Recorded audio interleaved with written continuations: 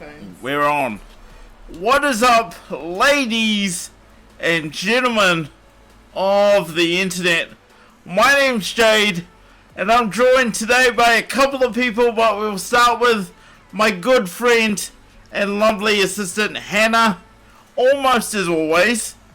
But today is the Wednesday podcast, so it goes without saying, we're also joined by another good friend, collaborator, general awesome guy, Simon Anderson. Simon, good evening. Simon, how are you, mate? I'm doing good, thank you, Jade. I was saying just before, without the audio, that we haven't had a chance to collab in a professional sense this week.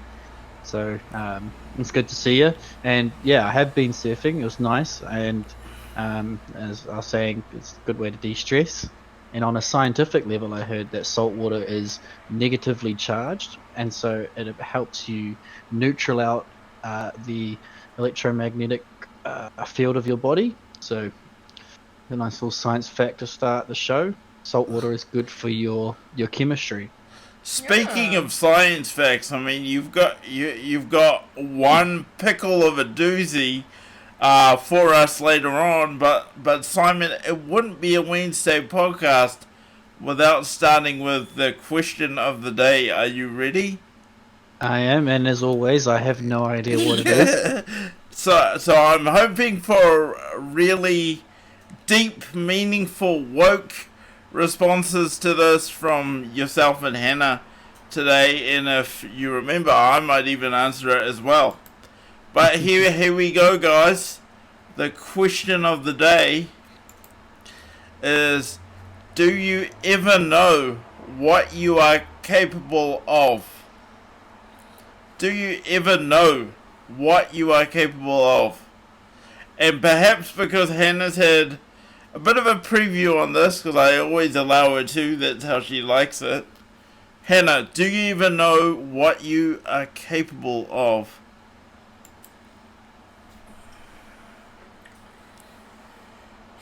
So, I've been really questioning this because I think a lot of people restrict themselves. So, I think my first answer would be no. You don't know what you're capable of until you have a go. You gotta try, you gotta learn, and no one's perfect the first time you try a new skill, new cooking, new job, and you never know until you do it. But there may be certain things that you think you know you're capable of, but you don't know actually the full capacity in life and actually how you can progress and develop. So I'd say no. So I heard you say yes, and then I heard you say no. So do you want to give us a final answer there, Hannah? Berlin says that you definitely can know what you are capable of. Can we have a definitive answer? I think so. What I was trying to say to is, yes, I believe you know what you can be capable of, but my answer is no, because I think people limit themselves in their capacity in life and do not actually try and develop and try new skills. So I think, speaking a little bit from experience, I thought I knew what I was capable of, and I thought, well, that's all I can do, and that's it. So I've done much more, and I have really shown myself that there's a wide range of things that I can do and develop. So I think no.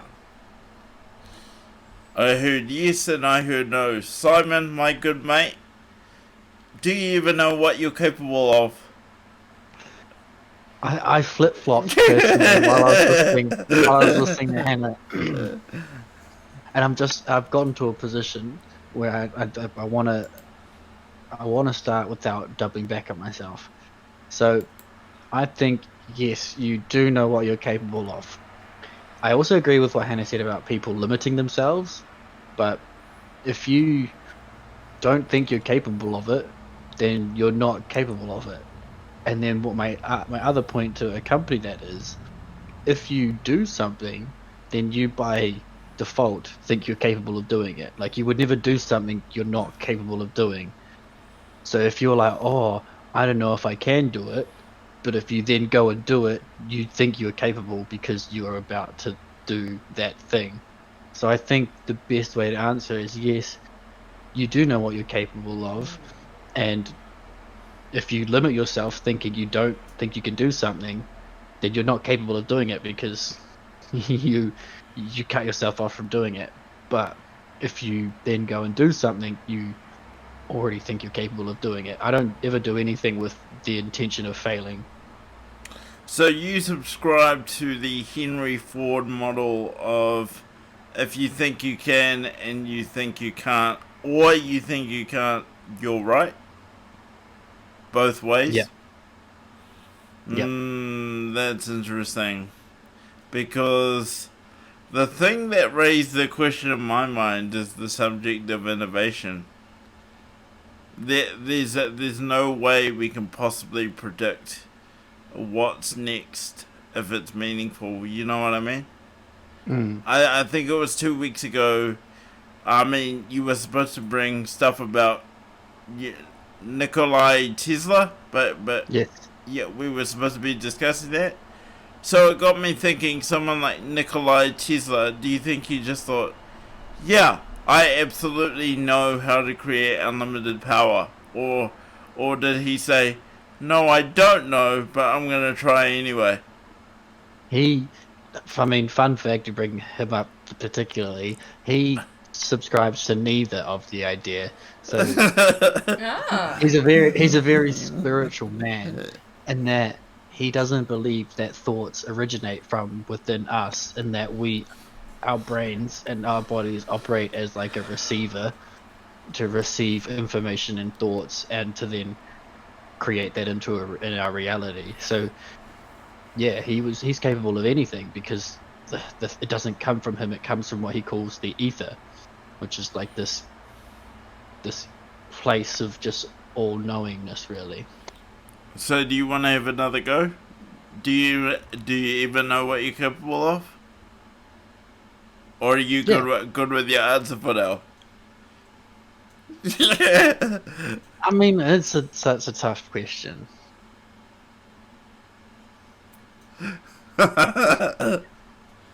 Like, you have a limited lifetime of things to be capable of doing. There's an infinite amount of things that you are capable of doing. Some things you only know you're capable of doing until I don't know. I mean, there's some things I'll never get a chance to do in my life, but I know I am capable of doing them. Awesome. Like getting into a ring with Mike Tyson. I know I could do that, but I'm not going to. Well, that's the beauty of the Wednesday podcast, and I've got a couple of questions around this. One, if you're in the chat or you're watching, lurking at home, please leave us your answer to that question. We really want to stimulate discussion around the question of the week. But also, Simon, putting you on the spot here, I'm really keen for the chat to focus group or focus test a name for this actual podcast. I don't think Wednesday podcast does it justice. It's like, okay, just something you do on Wednesday. No, I mean, this is an epic podcast, and I think we need an epic name for it. Epic Wednesday podcast. You know what you're signing up for. Berland in the chat says, have you seen the new David Attenborough documentary? I have to say I personally have not as yet. So would you recommend it?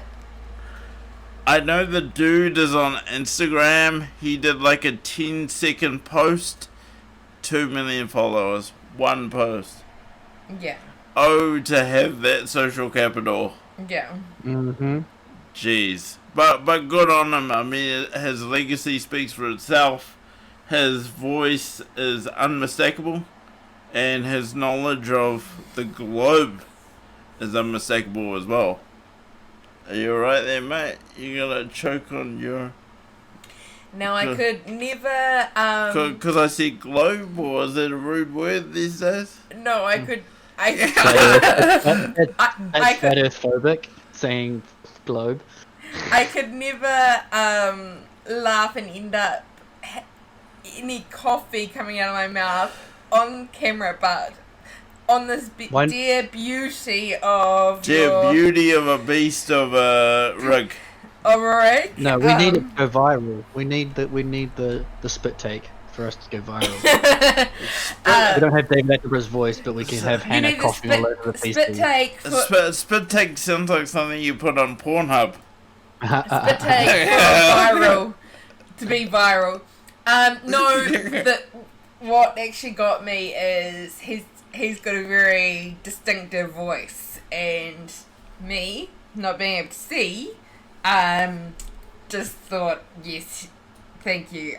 He does, and I've noticed that very clearly. I would love him to audio describe one of my vlogs one day. You know, for blind people. Could you imagine that guy audio describing a vlog? Yeah. It would just be absolutely legendary. So Berlin says, Simon, suggested name for the podcast in the future: the Epic Extreme Hardcore Totally Intense Wednesday Podcast.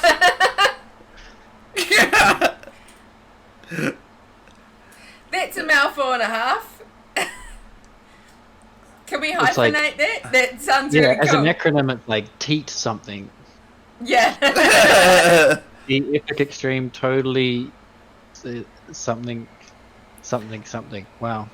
I'll tell you what, I'm having like this internal conversation with myself, because when it comes to reading Twitch comments, I can do it fine, but when I'm collabing with Simon in our other space, I can barely get 2 words out without choking. I don't know what it is. It's probably because you got more viewers, Simon. No, it's probably the stifling of the creative freedom. You've got to put a filter on. So Berlin wants us to hold a workshop on it for the name, so we'll think about that. But coffee and muffins provided. Yep. I'll do the muffins, you do the coffee. And I can do. Sorry, Berlin, I don't think we'll be able to pay for your flight over here, but you know, we'll think how we can do a great online podcast. So yeah. But Simon, Workshop. you've got the list of items for today. Which one do you want to start with? I'll give you the steering wheel if you like. Well, you want me to drive from my computer, or No, I'm saying which of the topics would you like first? You can steer us. Oh, well, I mean, did you want to get into the old politics? We're gonna do that to start with. Yeah, okay. I had planned to bring sound bites from the leaders' debates. I couldn't actually decide. Can I just interject just a second? Sure. How about you prepare that, and I've actually got some fun random facts if you wanted to prepare those facts. I won't be able to get. Okay. Yeah, I was gonna have to cut them up and stuff, but I couldn't just I couldn't decide. Okay, then let's go. So I just want to rant about how terrible the New Zealand political system is. Please, I'd love to hear it. Like I think I'd said this to you briefly last time, Simon. Has it occurred to you that the media is trying to make this look like a 2-party system? Yeah. And how gross is that? They're trying to create like soap opera, like celebrity level drama out of the election, and it's like it is so Americanized. What I've seen in terms of the coverage. Mindful that 80% of my viewer base is American or Canadian. So no offense to anybody there, but I know. That's right. They know their political system. So, I mean, Canada not so bad, but it is still. Yeah. I mean, yeah, Canada's a little bit closer to what we have, but America. I mean, mindful that I've probably seen a bit more of the debates than you have, Simon, but really, nothing about any of the debates really sways opinion. That's pretty much my main takeaway. Like, Yeah. I only saw the second leaders debate. I've seen little clips and heard sound bites from the other two, but my main takeaway from watching that one was that nothing these two people are ever going to say is going to sway any voters, even if you're still undecided. Like, if you like Jacinda, it's just going to make you vote for Jacinda more. If you like Judith Collins or National, chances are what they're going to say is going to make you like them more. Nothing is going to get anyone to change their opinion. One thing that I really noticed last night, so it's not even about politically what they were saying and how they were responding, is I found it quite disgusting what they were doing. You know, you are not supposed to say who you're voting for, sway anyone in any way, but compared to any other leaders' debates, last night, what I saw is that they were actually calling Jacinda Prime Minister.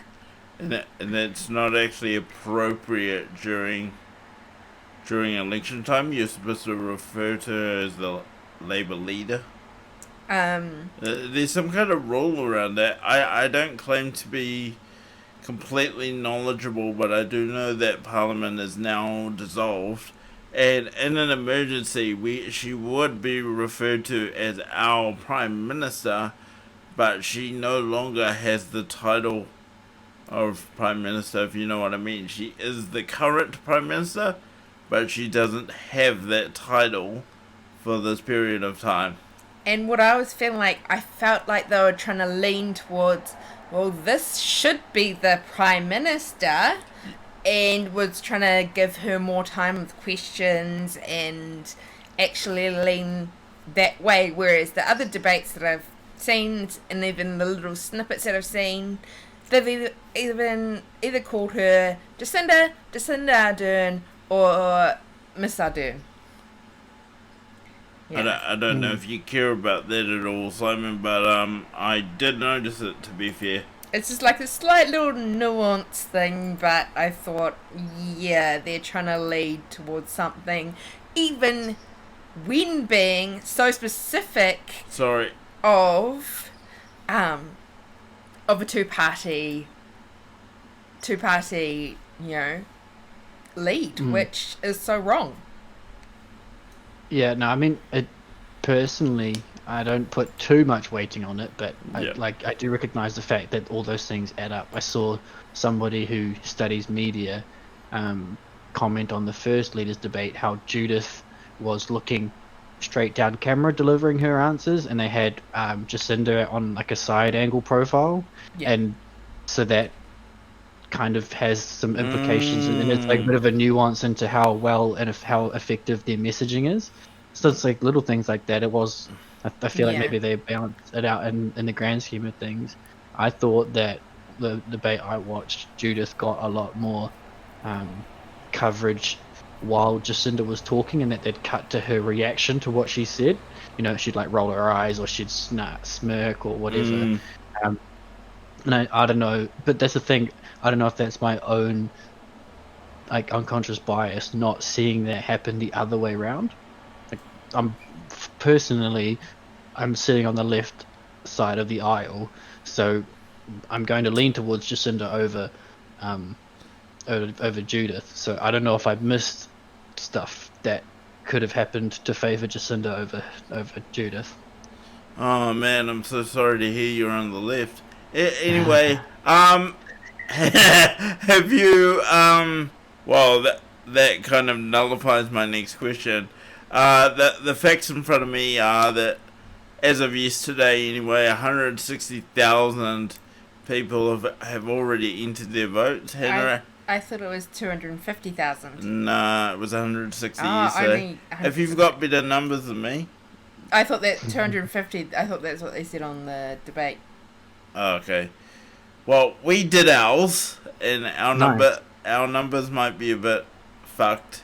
But do you know who you're voting for, and have you made your final determination where your support is going to go on the referendum? So I'm not asking you to answer them. Just have you made up your mind? I mean, I'm happy to Oh talk yeah, about my please. position. If you are happy, yep. Yeah. No, so I haven't voted. I haven't. Oh, I mean, I would lie if I say I haven't firmly decided my party vote. I'm sitting with the Greens at the moment for my party vote. Yep. Oh, you about to say, oh no? Yeah. And then so I'm enrolled on the Māori electorate, and I've got a bit of a conundrum. So in Te Tai Tokerau, which is the top electorate of the country, that goes all the way down to Tamaki Makaurau. There's Kelvin Davis, who's already getting into Parliament based on the Labour list. Billy TK Jr. from the Advanced Conspiracy Theorist Party. He's a crack up, bro. He's a crack up. And then Maria Mino Kapakingi from the Māori Party, who's actually pretty good. So like, I like her vibe.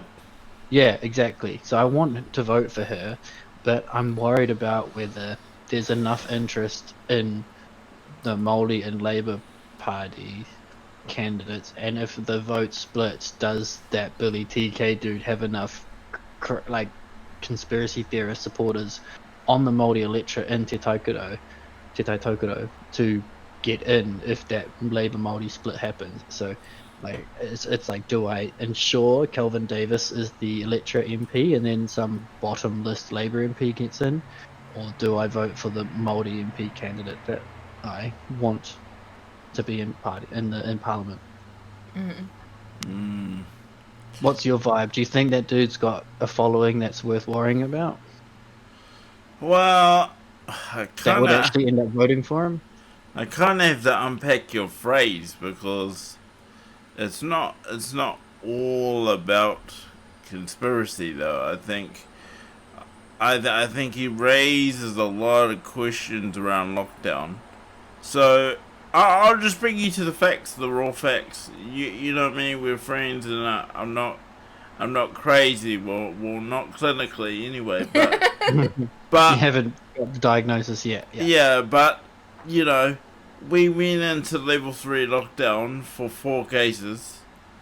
We currently have 6 cases of in the community of COVID, and a few more than that in controlled isolation. So why did we go to level 3, and why is it okay now and not before?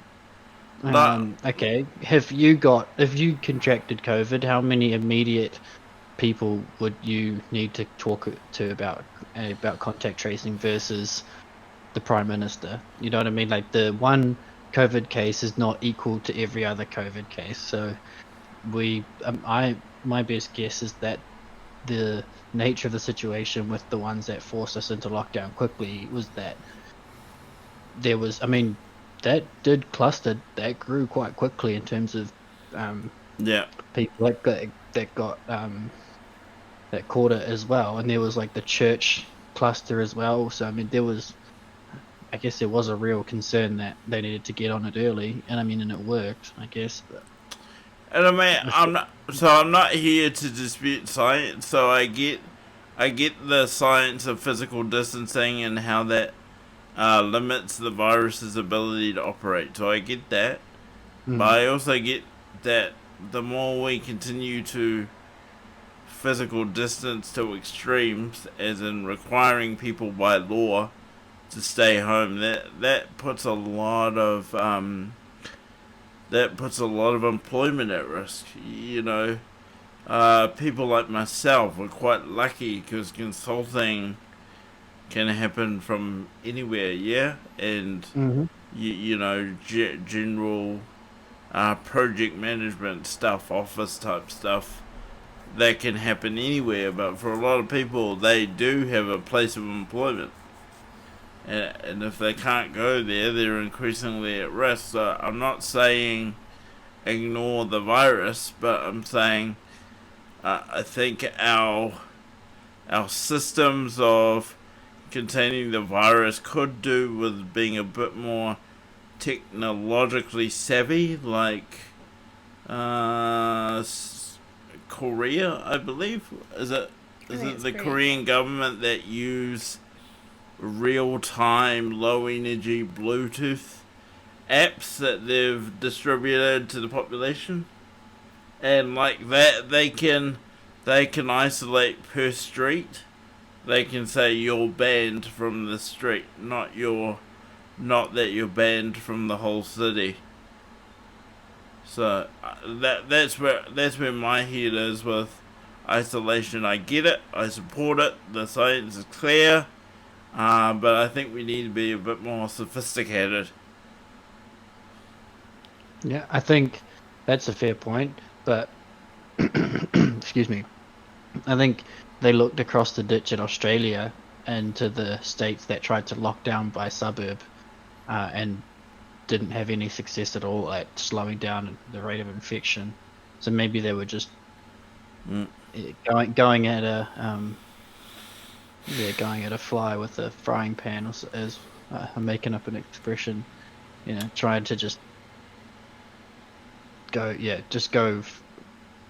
overly cautious, which I can appreciate. Yep.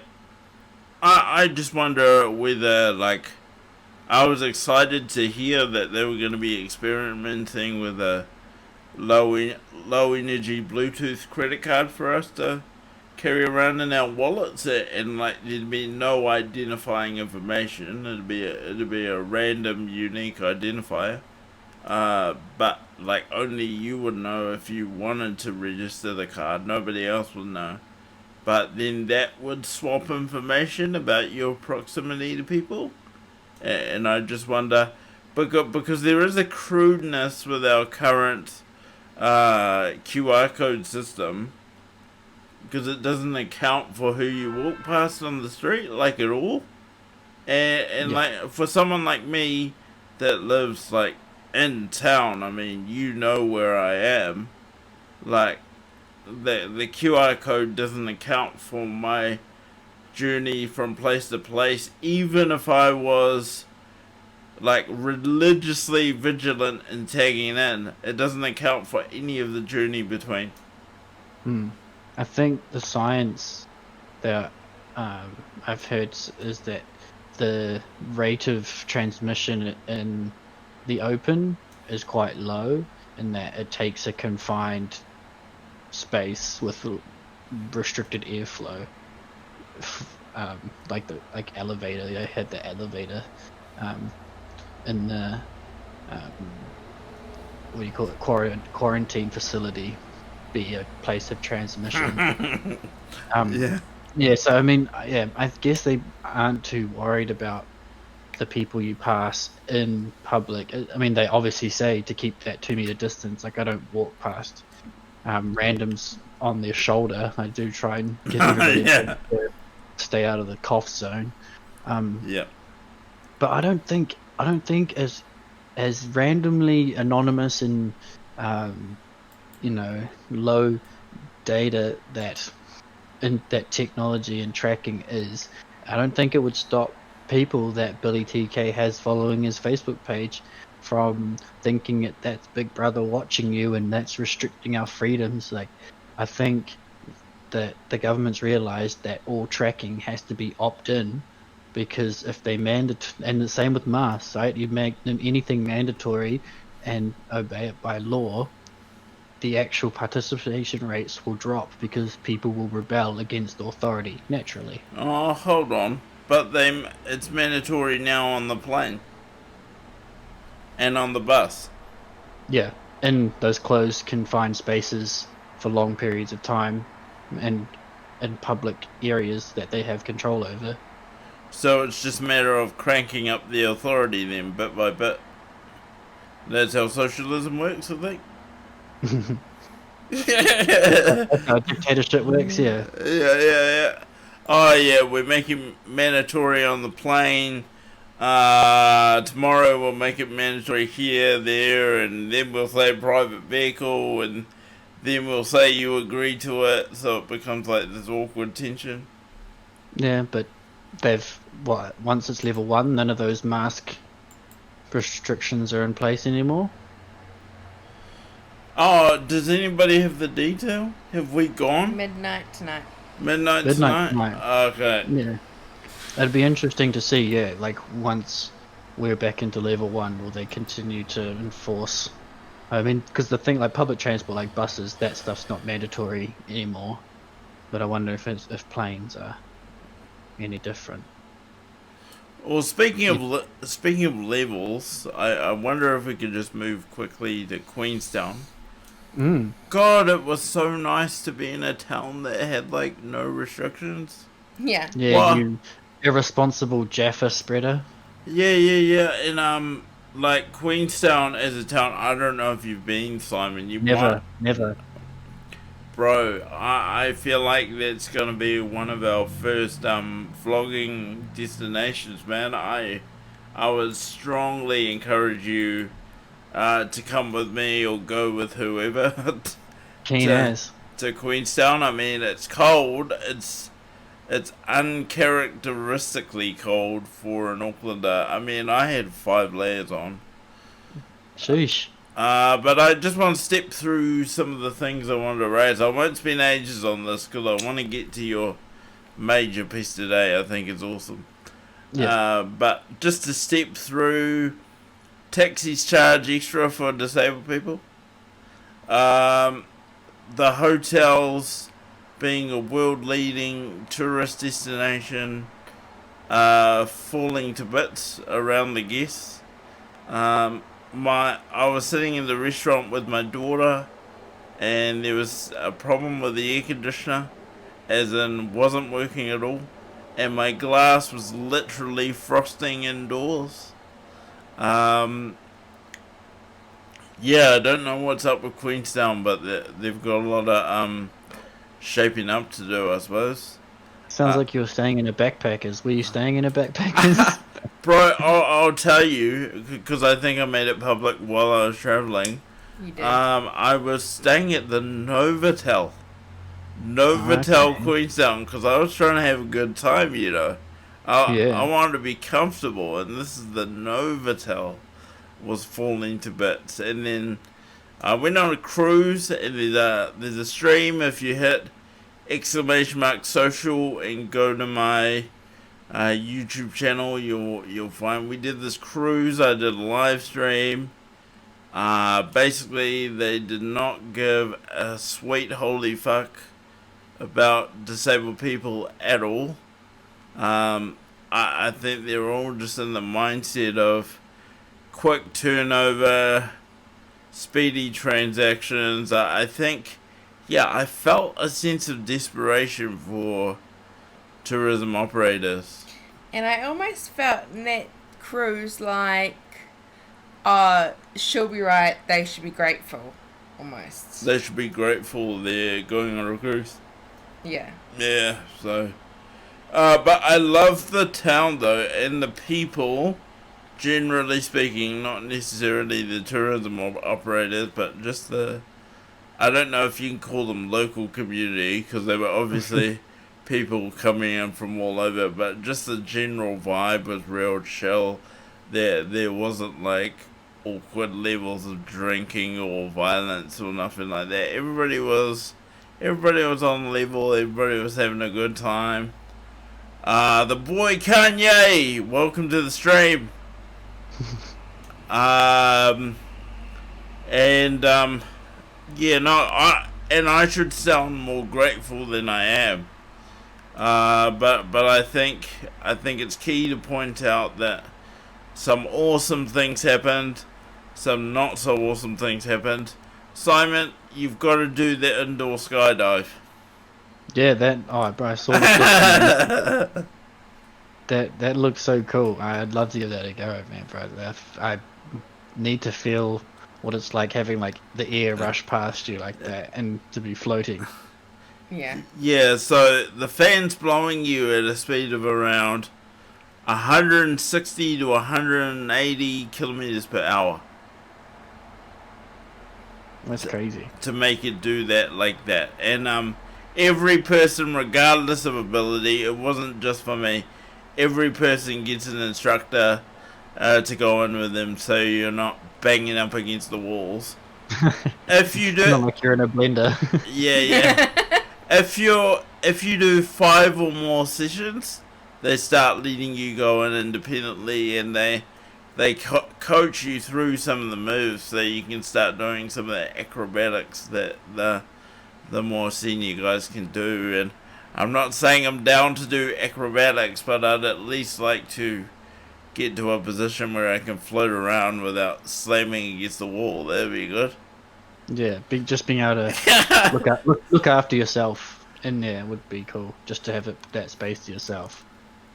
And I wasn't even 30 seconds outside the chamber, and everybody's asking me if I'm gonna do it for real. I think you asked me that, Simon. Yeah. So I guess it's a natural progression. You gotta take it to the skies, man. Yeah, I've heard black men can jump, and I was saying to my instructor, I don't think black men are supposed to fly, but we'll see. We'll see about that one.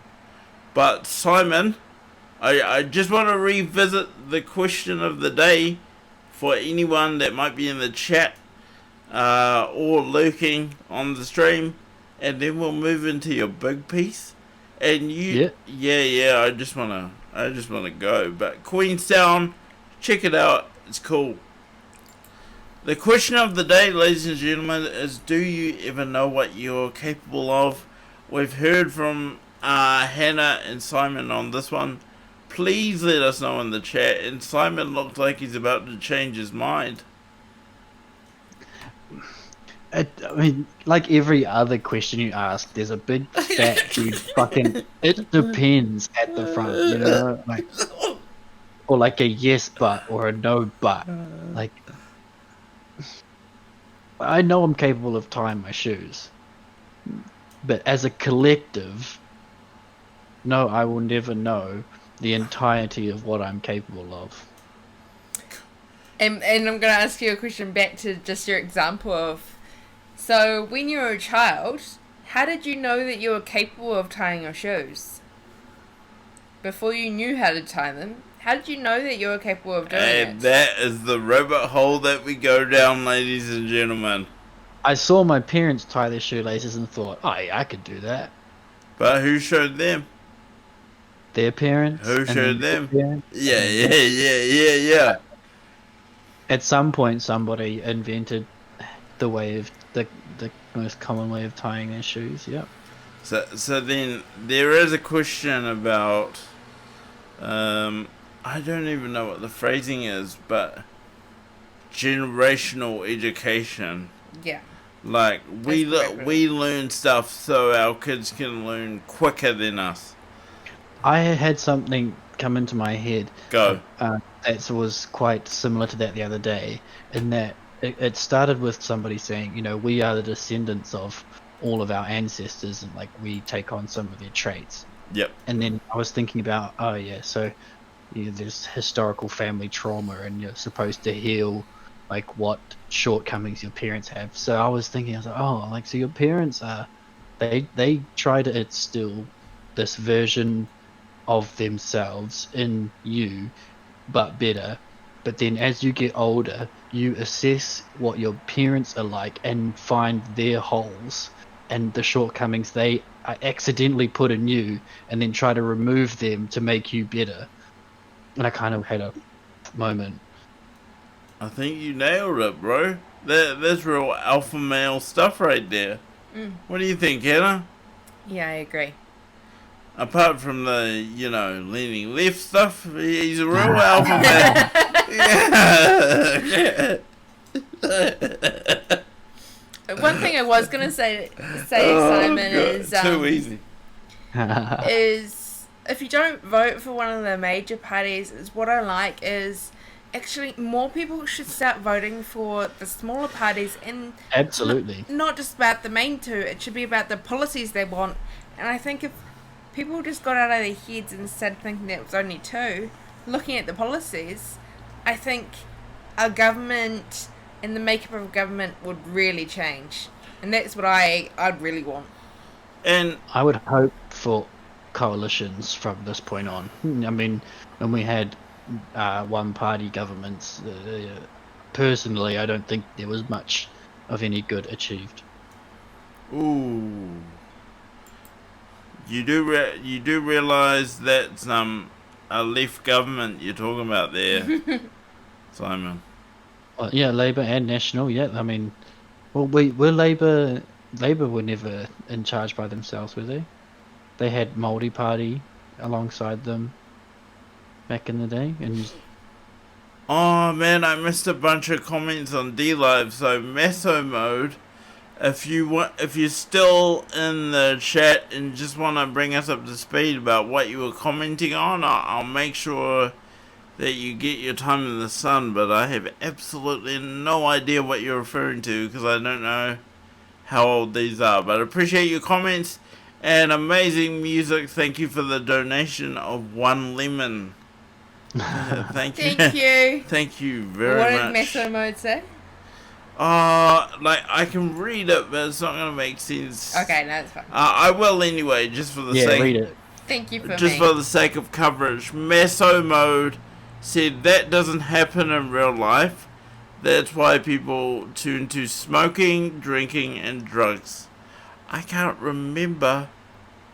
I was referring to people trying to not copy the appearance. Oh, Yeah. he's referring to your intergenerational comment, Simon. Yeah, that's right. All those coping mechanisms when you have those flaws, you identify in yourself, and so you use the escape method of feeling better.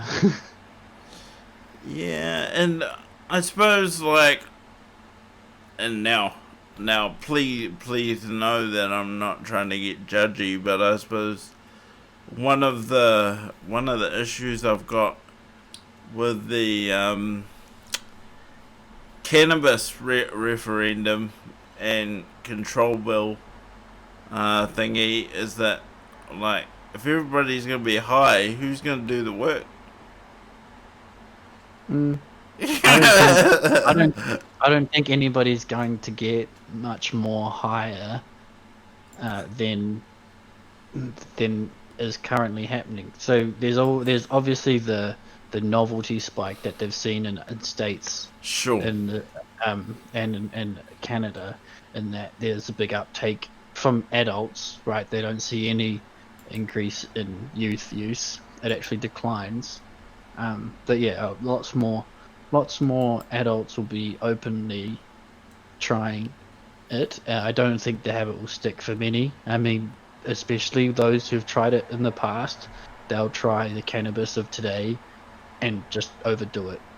Most likely have a joint of something and it'll be 10 times as potent as the dry grass they were used to smoking back in the day. And they'll just go, yeah, it's not for me. Well, and then you have people who have actual proper uses for it. I think like they've got arthritis or need to keep their appetite up for whatever medical condition they're fighting. I mean, I think there'll be a small increase in adult use.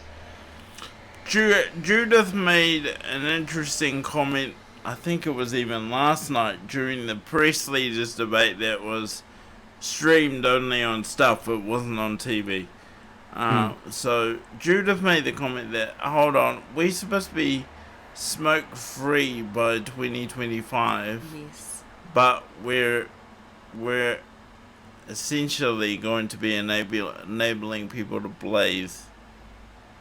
Yeah, I mean, it's not the only way you can consume cannabis by smoking it. Meso Mode over on D Live says, I think it should be medicinal. Not really liking the idea of recreational. Do you like the idea of recreational alcohol, recreational cigarettes, recreational coffee, recreational lollies, recreational fast food? I mean, I can go on with all these things that are illegal recreationally that aren't good for you. So you're comparing weed to lollies, or? But I just want to jump. I just want to jump in here, guys, for 2 seconds because Meso Mode. I really want to say, first of all, shouldn't we actually be thinking about the medicinal cannabis before we think about recreational? Just that simple fact.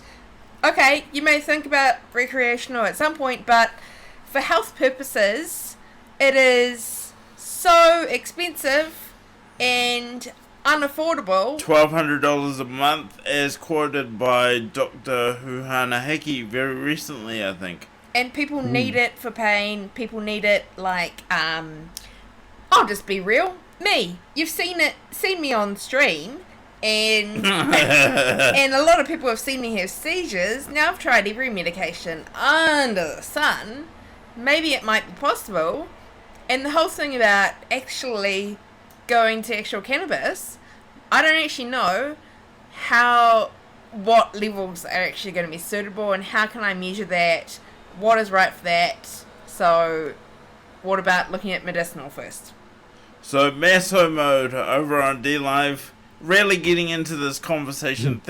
Thank you for being here, Meso Mode. I don't like the idea of recreational smoking or alcohol. I think sugar should be restricted in quantities, but people can grow it themselves. If we allow the recreational, then we could allow the medicinal users to grow at least 4 plants. I'm enjoying all the perspective and ideas from the speakers. Really appreciate you, Meso Mode. Yeah, shout out Meso Mode. Yeah, I don't think medicinal happens without a recreational market. You don't get the economies of scale to produce quality goods at a quantity that make it affordable. So I think that's one of the arguments for doing them at the same time.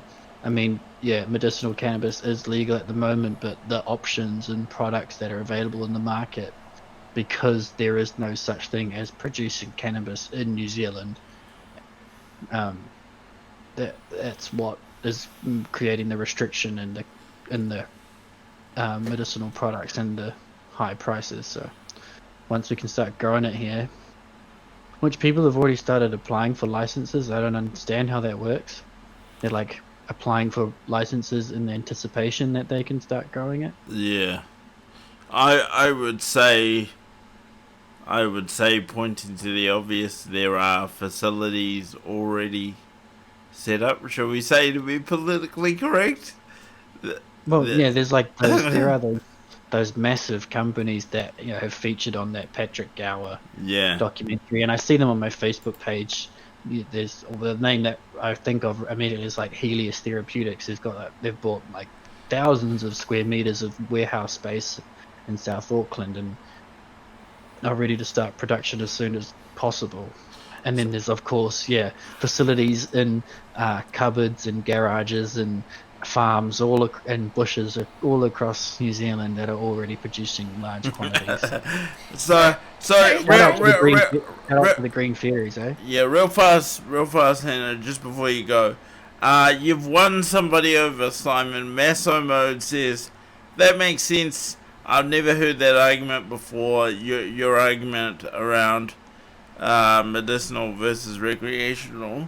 And then Meso Mode says, so is this an actual consideration in New Zealand or just something people want? Well, we actually have a formal referendum in front of government right now, Meso Mode, here in New Zealand. It has to be said, because I'm the technical boring guy in the room, the referendum itself is not actually legally binding, but No, it sucks that. but our political leaders have both committed to enacting the trend, whichever way it goes. Okay, Yep. I was going to say, that's good. our political leaders, the two main parties Yeah, currently. sorry. Yep, you're I'm right. going to say that. And the other thing I was going to say is maybe somebody who's a little bit smarter than me might know the answer to this. Simon? Have you High hopes.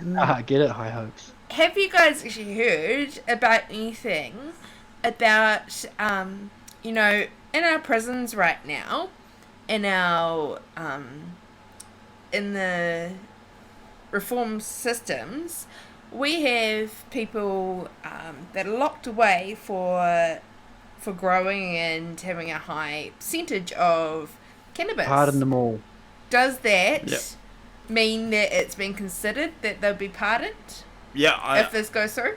I hope so. It's no one's said anything about it from the political spectrum. There's been mentions of it in journalistic settings, but nobody's ever said anything from a party about pardoning people, except for maybe Chloe. I think she potentially talked about it, but she was probably too scared to go near that, lest it Yeah. sabotages the referendum decision. Yeah. I mean, let's face it, Chloe looks like she blazes a little on the weekend, eh? She says she doesn't use it.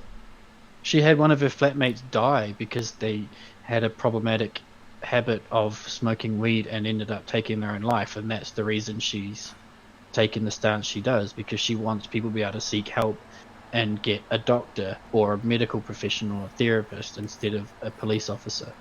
Yeah, I mean, Okay, yeah, Yeah. that's a different point of view. there too. are the vaporizers, and then there are the edible applications. And I mean, if I was gonna try or see what it could do for me, I'd rather eat it than smoke it.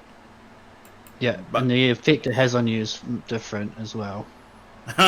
I've heard that edibles are extremely potent, that it can take a couple of days to come off you. So It depends. Like the traditional way of making edibles is with the loose leaf of cannabis, like not the actual buds with all the THC in it. And if you're making the butter, because that's how most edibles are made, you mix in the leaf with butter, and then you've got weed butter.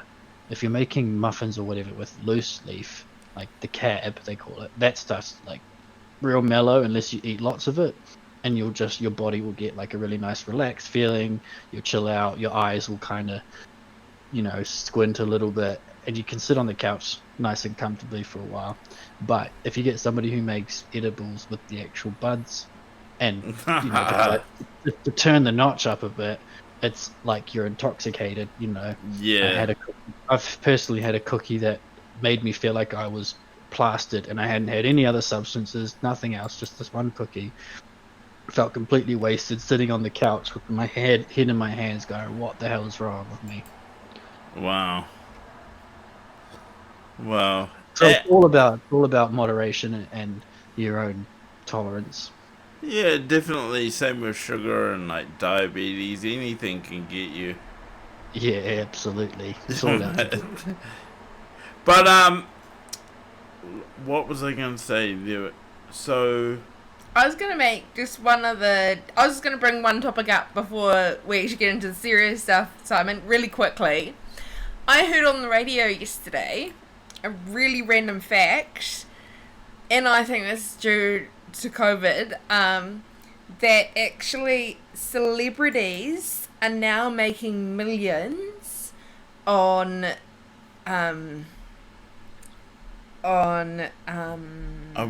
you're gonna do this right now? Yeah. Oh, this is fun. Hannah would like to talk about OnlyFans. I thought OnlyFans. that's where we were going. Yes, I was like, I mean, where? Wow, like, you know what OnlyFans is, right? But they're No. celebrities. What? Well, you know, Hannah, I could use some extra money right now, so it might be time for you to step up. There's a market. There's a market for young disabled men. I'm sure Yes. someone would Oh, love. mate. You could sell your underwear. I'm sure. I thought about this, but nobody wants to see my titties, Simon. You never know. You never know until you try.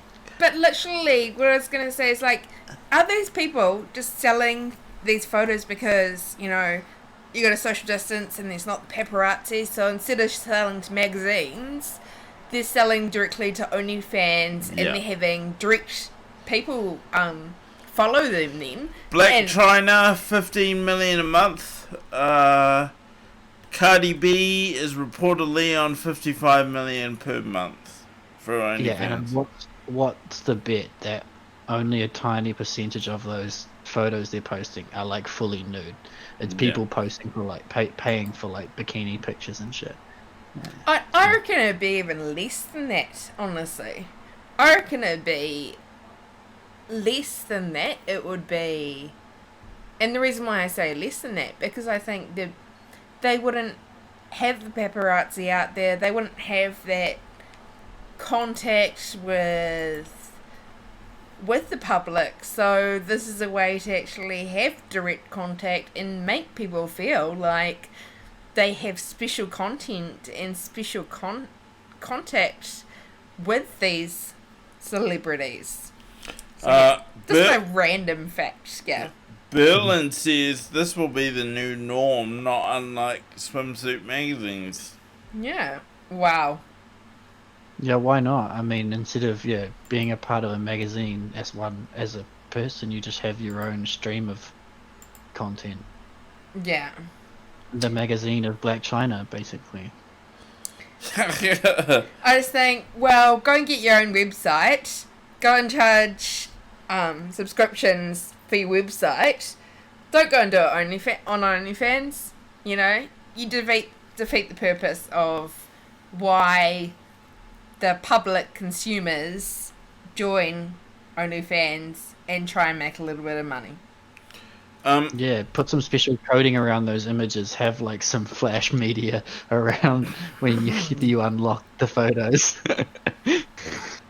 Oh man, like let's face it though, people in isolation do get bored. Minds do wander when you're that bored, and I think OnlyFans is capitalized on a unfortunate market right now. But the last question I have. Do you know anyone personally? Do you know anyone personally with an OnlyFans? I do. Yes, as do I. I Wow, you do? do, yeah. Rough. We do actually know what one time, one stream, we did actually get told, you know, what have you been up to? And it sounded so genuine. I was like, okay, yep, got on your fans. But no, he was just following us.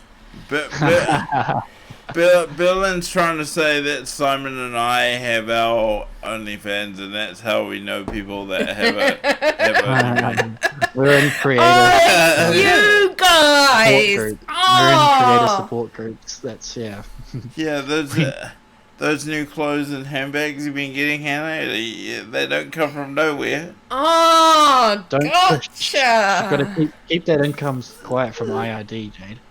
Oh, definitely, yep. How are we gonna close this one off? Getting onto the serious stuff. So random, Hannah, that you raised that. But I think it's about the changing entertainment market, because these people like Cardi B, they can't be touring or doing what they normally do. So this is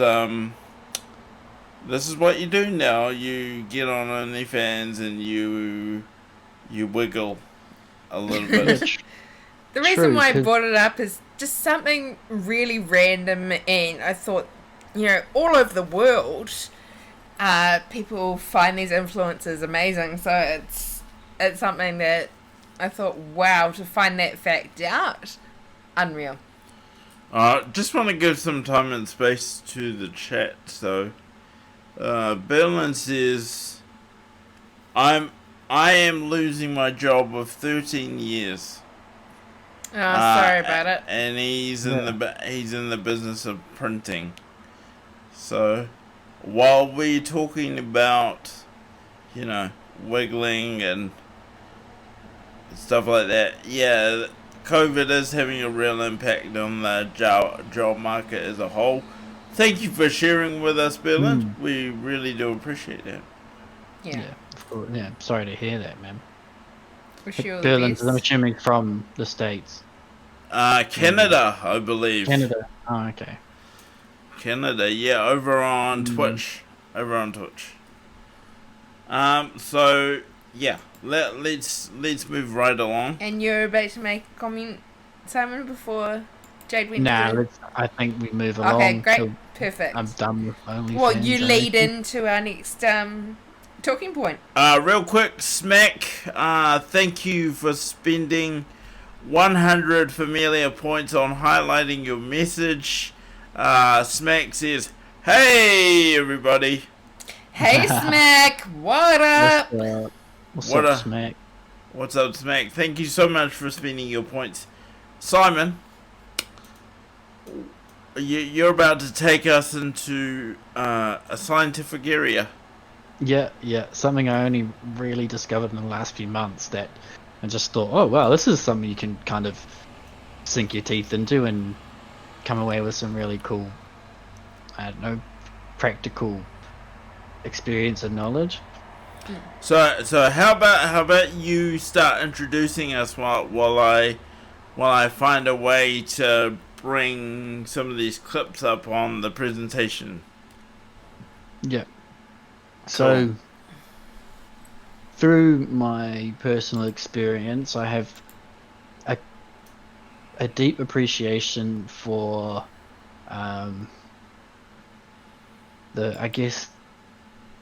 it's called one of the Hermetic principles, but I have a great desire to understand the foundations of what this reality is built on, underlying rules, truths, things that just are unchanging.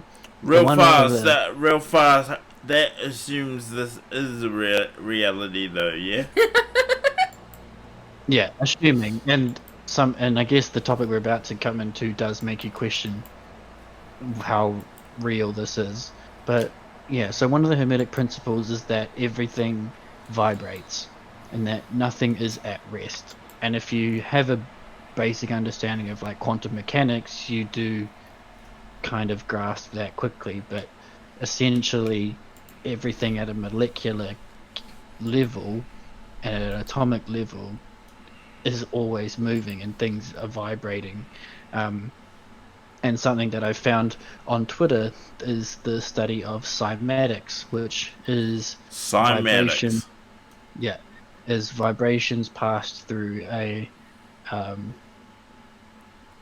what's the way you describe? I mean, it's through mainly through liquid, but you can use sand. It's through a medium that takes the vibration and you produce really cool formations and patterns in doing so. Real fast, Simon. This is how real time the podcast is, you guys. Is there a particular clip you would like me to bring to the people? You can just call out from our DM earlier if you want. First, second, or third. I feel like if you go from the the last link I sent you was the Wikipedia link to the page, but if you just go up the chat from the bottom, I feel like the links get cooler as you go that way. Okay, so we'll start with your fourth link, which is like the second to last, because you're right. Yep. The other one was the Wikipedia, so I'll throw the second to last one up. I've got my phone shining a light on me so people can see my beautiful face, so I can't actually see what you're looking at. Sure. Unless I bring up Twitch on my laptop, but I don't know. I haven't switched over yet. I want to make it like Mhm. easy for people to see. One sec. No worries. Does Twitter have But a? yeah. So I'll basically explain some of the videos that we're about to see. So this Twitter profile by the name of Archie Brave, he's only very recently got into the study, but what he does is he has a basically like any basic car speaker um, placed on the bottom of a secure frame, and the way car speakers work is that they push the cone. A cone pushes the speaker up and down and vibrates and creates sound. And the hertz in the tone is what creates the different vibrations in the medium, so in the water. So the the speed in which the sound is generated dictates how hard and fast the water or liquid um, vibrates or wobbles. And so if you have a liquid in a dish that's placed perfectly in the middle of a sound producing device, the water vibrates out from the center, hits the sides and back in, and that constant back and forth creates these patterns of symmetry and beautiful, cool designs, really. So the guys just saw the first one. There was a slight hum in the audio, which was obviously the hertz, Yes. the purity of the waves, and then we saw the various patterns. So what you've done for us is give us a few patterns to look at in different mediums. Yeah, so he uses water and liquid mercury, and then the really pretty ones to look at is where he's got these RGB LEDs positioned above the tank, and so you get, because of the light sources hitting at the different angles, you get these really cool geometric patterns, and he calls it like a lattice, right, where it looks like. Oh, that one's a bit rough. There we go. That one almost blew my ears out, Simon. Oh, right. Apologies. Yeah, I don't know how the volume is on. Well, On my something. volume's always very good. That's yeah. That was. Yeah, yeah. Let's run. So Yeah, there it is again. It's on. It's on automatic replay. Look at that though, eh? is Just that a colorful one? yeah, that's one of your RGB ones. In Mm. single malt whiskey. There you go. Yeah. So when he turns the hertz like up quite high and it's vibrating at such a pace, it basically gets into a point where um, the liquid is moving in two directions at the same time. So it makes a lattice, which is like a pattern of vertical and horizontal lines. And so instead of vibrating in distinct waves, it just looks like it's almost um, like the way an organism, like a basic cell organism looks. Like if you looking at a whole bunch of individual single cells that make up a basic bacteria or something, that's what it looks like. Okay, your third one. It's another black and white one, but I think this is about to very vividly demonstrate what you've just said about looking like cell transformation in organisms. So let's bring that one on screen now. I'll just. Yeah, it's a bit I mean, rough. Sorry about the sound. did is it worth checking the comments after we've had this last clip to see if there's any update? Is anybody keen? I wonder. Yeah. Is it piquing anybody's interest? Yeah, there's a lot of interest here from Masso Mode. There's a few comments to read out, so look at that. It does look like a cell spinning off. Look at that. Just look at Yeah. it. So And in like a philosophical sense, what they say is that everything in the universe is producing a sound. You know, everything is vibrating at a certain level of hertz, and producing noise. It's just that our stunted spectrum of sound that we can hear is so limited. And then they talk about like how flowers and plants, you know how you see what's the name, like it's like it'll be like a spiky plant that flowers in like a spiral pattern. That's essentially because of those cells vibrating in a certain frequency to create that pattern as it grows. This is amazing, Simon. And I suppose you and you're actually on my Facebook page for talking about the concept of reality. We've been discussing this for a little while. It's not uncommon to us. But this really brings into question a lot of what we've been talking about. But I need us to pause here for a second because we're getting really massive engagement from Meso Mode, and I want to just fall back on some Meso engagement. Meso engagement from Meso Mode.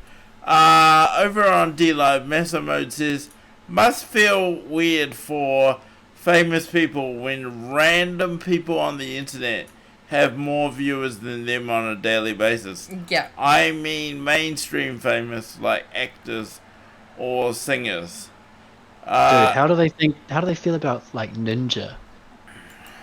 Yeah. And streamers like that. They're like, this dude just plays video games and he gets hundreds of thousands of people watching. Like, what the fuck? If I was mainstream entertainment like an actor or singer, I'd be pissed off. like all he does is well, not all he does. I don't mean to oversimplify it like that, but yeah, he's playing games, he's doing what he loves, but there is a real science to his level of engagement. Mm-hmm. That's not lost on me at all. He's invested in the production quality of his streams. I'd be interested as a stream captain myself in other areas. I'd be interested to see what his production team was like. I'd say it's pretty massive, and that's often understated.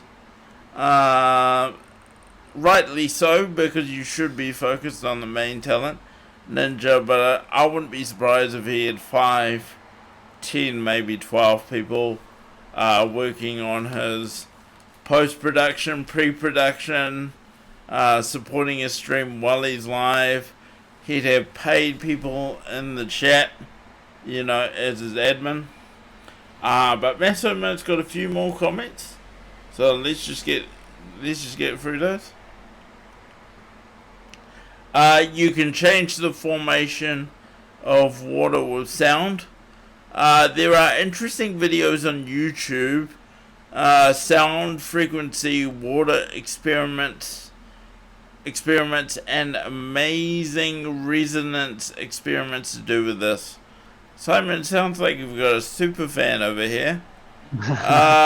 You must tell him to drop some links in the D Live chat if he's got recommendations. Yeah, I'm telling you right now, I guess, Meso Mode. Meso Mode says, we're about to discover that sound is faster than light. I suppose we just haven't found the frequency yet. Meso engagement, nice. Tears of Joy. He's got a clip, Simon. I don't know how we can watch this together. I don't have my system rigged up. If I bring up Twitch and make sure my browser audio is muted, I should be able to bring up the stream and just be 10 seconds behind you. Okay. Do you want to watch this? Because I can make it happen. Yeah. I mean, I'm already on twitch.tv. Alright. Give me a second here. I just want to make sure I'm not going to end up doxing myself in any kind Alright, of... so I'm looking at us. Oh, I'm on the wrong With one. a slight delay. It is. Let me just pull up. G'day, Simon. You cutie. Rates himself. You have to though. Who would? Yeah, exactly. If you don't don't, rate yourself. yeah. No, I'm there for you, man. Rate yourself. Okay, I'm gonna start playing it now. Sweet. And he leans in anticipation. Hasn't started doing anything for me yet. Don't worry. That's right, I can see. Hose attached to speaker with frequency generator set at 25 Hz. I'm purposely gonna turn this down so I don't blow my system. Yeah.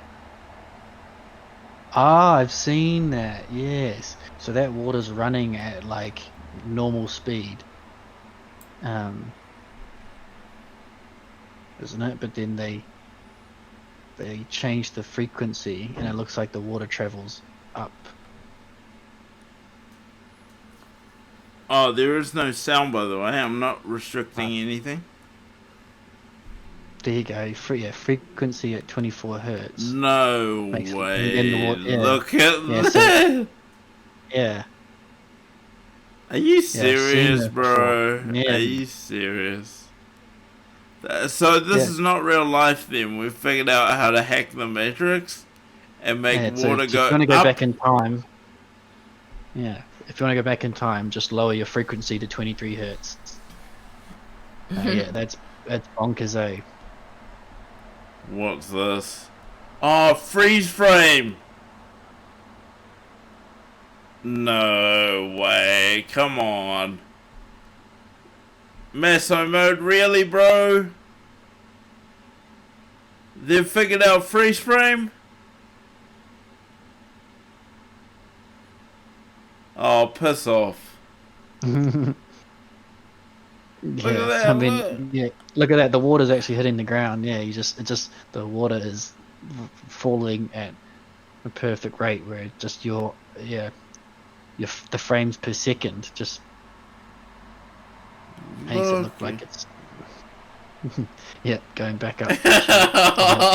Oh no, this is not real life. I'm out, Simon. I'm out. This is not real life.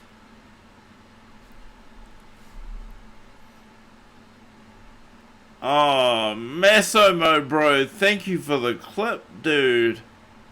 Yeah.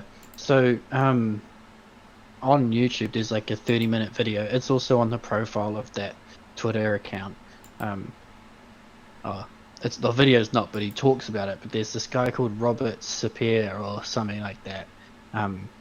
It's a 30-minute video, and it talks about how Pythagoras was the inventor of music, because he figured out like the golden ratio is what creates is how he created octaves. So do you know what like an octave is in music?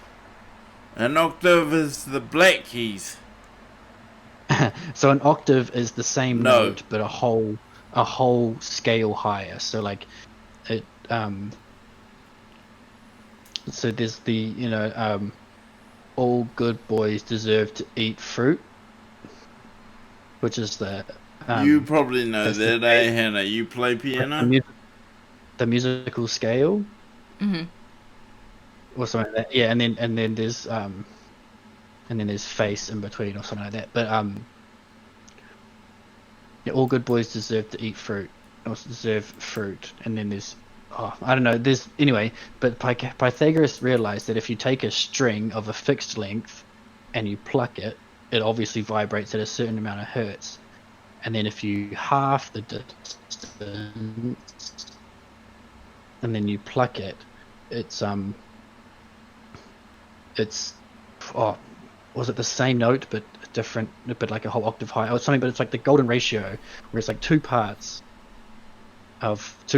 equal parts of the smaller portion equal the sum of the whole. Oh, I don't know. I'm messing up the definition, but basically, what Pythagoras realized is that he figured out how to make all of the music notes that we use today based on mathematics and fractions of the length of the string that you were plucking, really.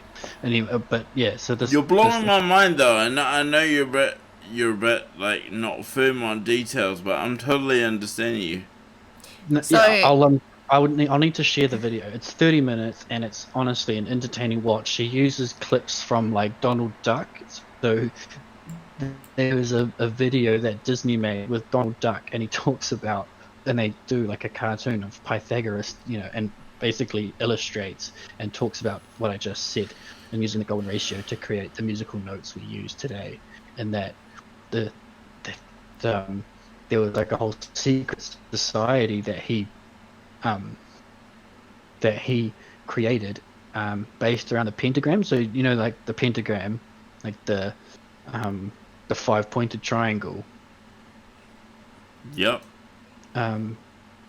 Yeah. So that is full of golden ratios, and that it is like full of perfect shapes, and that all the triangles dissect a different triangle at the perfect golden ratio of the other, and that in the center there's a hexagon, which is also like a golden ratio geometric shape. Oh man, it just blew my mind about like all the science and like, because I love music, but to hear the science around it was just so cool. Simon, I just want to let you know we're losing your signal a little bit. Is there other people on your internet? Quite possibly. Well, yeah, we are losing you a little bit. Can still hear you fine. It's just coming in and out. Just thought you'd want to be aware. Well, I closed out of the internet, so hopefully. Yeah.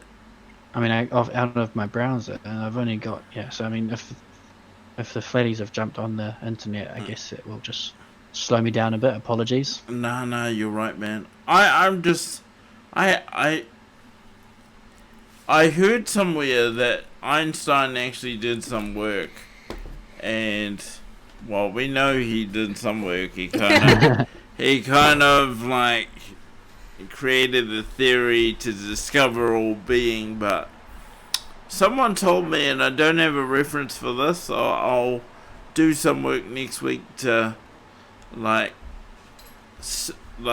validate my truth. But I read somewhere that the more Einstein looked into reality, the more it looked like software, like at a beyond it. Sorry, guys. Yeah, at a beyond atomic level, you were getting down to yeses and nos, zeros, ones, Yes. ons and offs. So Yeah, well, it's like quantum superposition, right? So there's a fixed range of positions a quark could be at, and is essentially in all of them at the same time until you observe it, and then it picks one of them. Right? Like when they were like splitting electrons, and it would just happen randomly, and then they'd stick a camera to watch it, and then it would wave. Mm. Yeah. So over on D Live, Masso Mode says that video that you're talking about, definitely want to see it. Simon, Okay. Simon, if you make it available, we probably won't do it. I don't recommend we do it on the podcast, but maybe that I make it available on my social media after the show. You know my page, so you'll be there to comment as well. How about that? Will you be able to pull this out of Discord really quickly if I give you the YouTube link? Yep. Otherwise, Do you want me to post it in the chat instead? We can do that as well. I mean, just because Massimo wants it, so I'd just Oh, Like, could you pass it to me in Facebook? Just because if I change my viewport on Discord, it's gonna break everything. So Okay. Oh, I was reading a really interesting, because I couldn't quickly, honestly, I couldn't do my study tonight. Sorry about it, Simon. I quickly just searched up about somatics and found a video. I studied it, and it's actually really interesting for the fact that it talks about how it was first seen within sand in the pyramids, and how they now question hieroglyphics. That is it. And then it then talks about music. So it talks about where somatics were first started being discovered without probably understanding what exactly it was. So yeah. I mean, in the alternative medicine space, they say that 432 hertz is the tone of healing, and that it can help stimulate cell regeneration in your body. And that Did you DM me something? Because I'll put it in the chat. Yeah, so I from my work Facebook account, so you might need to look in your others messages because I'm not logged. Okay, yeah, okay. Yeah, sorry, I'm not logged into my personal Facebook on this machine, and I didn't want to go through that hassle. Yeah, Fair enough. don't do that if you don't have to. Yeah, I got you. I put the hassle on you to go into your other messages. No, you're fine. I'll make effort for Simon. Not for too many other people, but for Simon. Appreciate it. Yeah, no, if Massimo can get that video, I mean, he'll love it. Yeah, I'll put it. I'm assuming it's he's a he. Yeah, we're kind of assuming pronouns. We might need to apologize for that. Yeah, do you have pronouns, Jade? No. No. I was thinking, who was it? It was somebody from... I don't do the pronouns It debate. was somebody from business the other day that had actually put it in their signature, their pronouns. Yeah, the Ministry of Health has started adding pronouns to their signatures. Rough. I mean, the greatest thing about the Māori language is that nothing is gendered except for the word tane and wahine, which is, Oh, and then also there's kuia and koro, which is, an older lady and an older gentleman, papa, mama, mum and dad, like... Those are transliterations, though, eh? Yes, they are, indeed. Yeah. So they're not real words, like... Wikitoria was for Victoria just because there was no word for Her Royal Highness. Should we be a republic, Simon? I know this is a random question. What's the definition of a republic?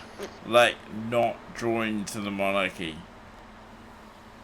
So we're just like a self-governing normal country, yep. So that was one of the questions on the debate last night. They said, so when the Queen dies, should we move away from Britain and being involved with the monarchy? Why we gotta wait for her to die? Can't we just do it on her deathbed? It's like a, like a final. Yeah. Have this one. And that's what somebody said. Somebody said no, and then somebody said we don't need to wait for her to die. It's down to the people. So what do the people want? Well, what are the benefits of being a part of the British? What are we? The British realm. Yeah, I really don't know. I guess we get to be visited by people that don't care about us. We get to... what they don't often talk about is I'm pretty sure we pay royalties. Get it? Royalties? To the monarchy. I'm pretty sure a portion of our treasury budget literally just goes to them. Yeah, probably. I mean, it makes sense. Yeah, we have to pay them for being colonized. Thank you, oh master, for colonizing us here as our money. Yeah, I'm pretty mixed on it. I mean, like, I work at the kind of level where I see like different documents speak to Her Majesty the Queen is allowing you to do this, like to that level, like cabinet papers and at a bit level below that, you know, it speaks to Her Majesty and stuff quite a lot. Yeah. Yeah, so there might be a conversation to have about the fact she currently owns everything, like Yeah. council and the government itself is at the behest, is that the word, of Her Majesty the Queen right now. So if we were to gap her, how do we do that? Because she owns everything. Well, I mean, yeah, that's in violation of the treaty, right? All of that being owned by her. Yeah. Yeah, but we all know about that one. Mesomode says, I'm Scottish. I never knew New Zealand we had so much in common.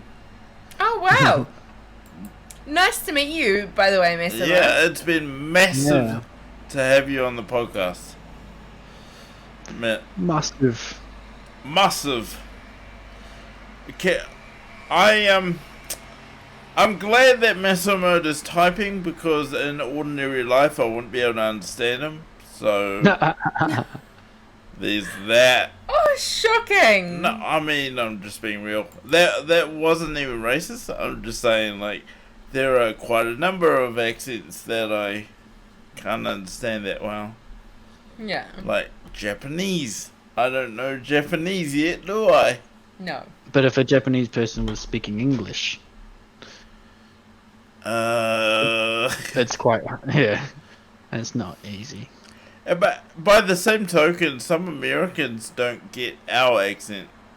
Like when we say, oh, bro, I had a conversation in the weekend with this American chick at a bakery, and I ordered food and a coffee, and so I was the only one there, and we were having a yarn while she was making my coffee, and every sentence she got me to repeat what I said, and I thought, am I fucking slurring my words? Like, what is wrong with me? And I just had to think, no, she's American, and she can't hear me properly. Yeah. Simon, if I'm reading between the lines, be careful with American girls, okay? I'm your mate, man. I'm your mate. Just be really careful about that one. She was kind of cute. Maybe I should go back there this weekend. Why not? I expect the full report. Anyway, on that note, it's probably a good place to wrap up. It's been a really good night, Simon. Yeah, it has been. Thank you for allowing me to contribute to the podcast. Oh, I love this, and we need to keep doing it. And as we said at the top of the show, if you have any suggestions for the final name, because at the moment we're just calling it the Wednesday Podcast, that doesn't speak to a very strong brand, well, at least not in my opinion, but that opinion could change. If you've got any ideas of what we should call the podcast going forward, leave a comment down below. If you're on Twitch, exclamation mark social in the chat to find all my social media platforms, and you can let me know there as well. But Simon, you won't find my social media platforms. Locked down tight. No, you're pretty yeah, I get it. No judgment there at all. But you can go through me while we get the brand established for this. Keen to be collaborating with Simon long term. There's rumors that there may be a vlogging project in the medium to long term. So we'll big if true. Yeah. Big if true, the rumors. So looking forward to seeing what pans out in terms of that. But Simon, I give you space now for your final thoughts, or just any comments you'd like to make to close up.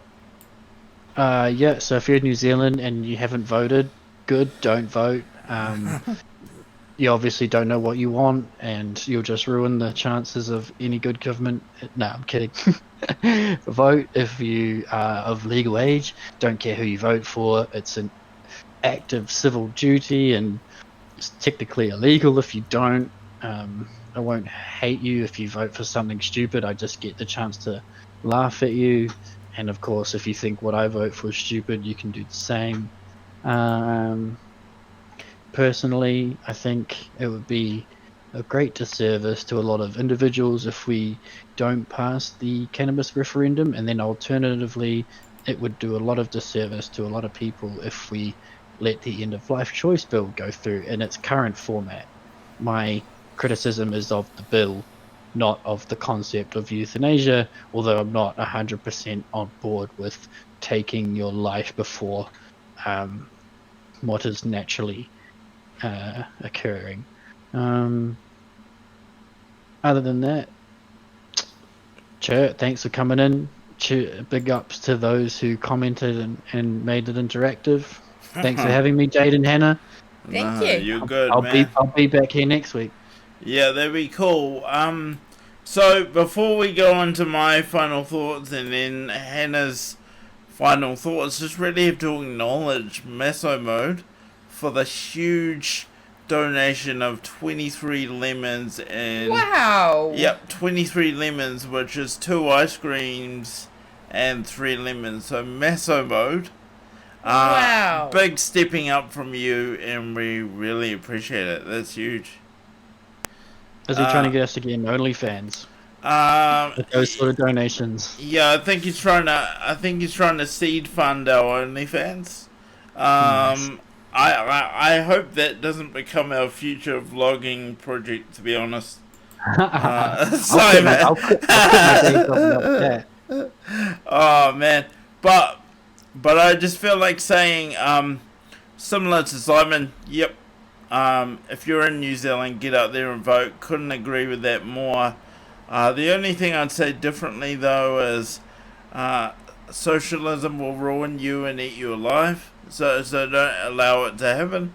As far as the referendums, I think they are a definite personal choice. So you know, I accept Simon's views. I really acknowledge those. I think they're very valid, but I also appreciate that for different people, they have different experiences with cannabis and also the issue of end of life decisions. And being part of the disability community myself, I'm privileged to be surrounded by a number of conversations almost on a daily basis, if I include social media around those two things. So just to say, I totally accept it's not going to be an easy decision for a lot of people. There's still a lot of people waiting till the 17th to really make up their mind, and that's fine, but make sure your voice is heard. Very last thing from me though, I really would like to see a more sophisticated future where we no longer elect leaders, but we have the agile opportunity to be voting directly for policy and infrastructure investment decisions. That's the kind of society I want to be involved in. So if I could do away with what we have now, I totally would. But I'll do what I have to do for the time being. And with that, I'll hand over to Hannah. Thank you, Jade and Simon, for tonight. And big ups to Massimo. You know, I just love coming up out here and having fabulous conversations. Vote if you're in New Zealand. Just vote. I just want it done, and we want to see those smaller parties in. I agree with Jade. Voting on individual policies, I think should be the way we go. But I always have fun here. You know, if you guys have any points that you want to make, you want to maybe talk about, any topics, you know, you've got Jade's link to social media, so how about you think about putting something towards it, and maybe we could think about discussing something that you guys are interested in too. Absolutely. So Yep. Thank you so much, and we really appreciate the donations. So 23 lemons, Masso mode, gotta represent. huge. But as I said earlier, it's gonna be on a Wednesday. We will update you via social media exactly what time it is. You know, this is a side project for Simon and I, so we need to allow for a bit of flexibility. So please bear with us on that until things get, you know, formalized, and they will in the future. I'm really excited for what this is going to turn into. But for now, guys, thank you for being a part of the channel. Thank you for being a part of the journey. Please stay awesome, and we'll see you guys in the next one. Peace. Love it, Simon.